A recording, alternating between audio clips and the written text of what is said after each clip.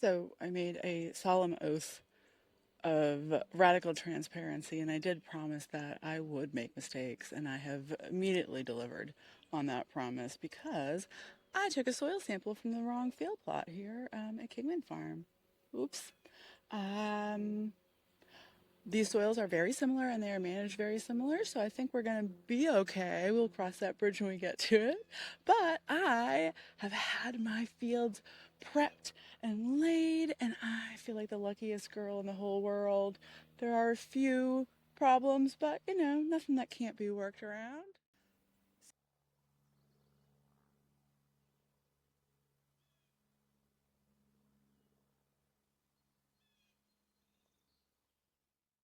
I have asked for these 4 beds to be laid bare, and there's no additional fertility added to this because these are going to be where I test out my party zone experiment.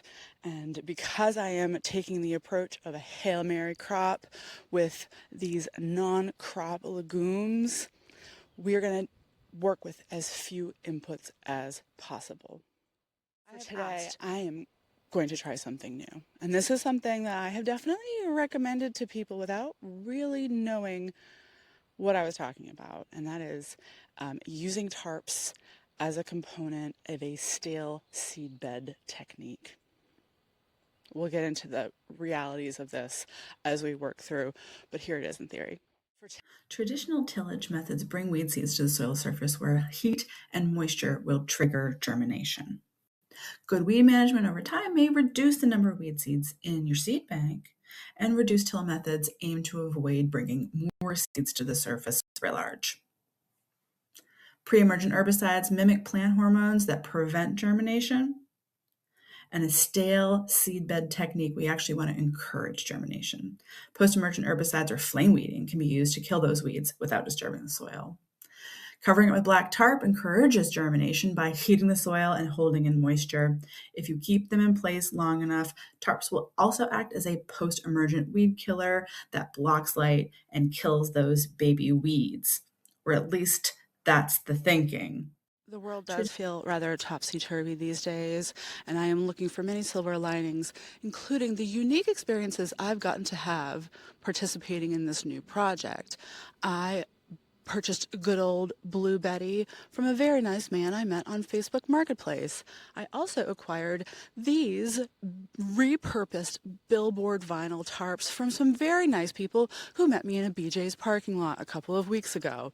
None of the institutions I've ever worked for would have let me do this.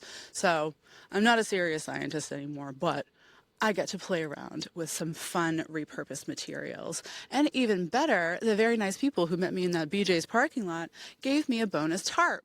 So now I have 4 of the heavy-duty vinyl tarps that seem like they're laying down quite nicely. I'm just holding them down with a few tent pegs. And then I have a bonus tarp given to me by the nice repurposed vinyl tarp people that's made of the same material of those silage tarps that are usually used in systems like that. That material is a little bit lighter. I think it might be a little bit more porous, so it'll be a nice test. I'll be able to see whether or not I'm able to hold them down with the tent pegs that I've gotten. People usually use sandbags in those situations. I'm also going to be able to measure soil temperature and soil moisture to see if there's any difference between these heavy-duty vinyl materials and the silage tarp material. So stay tuned for more.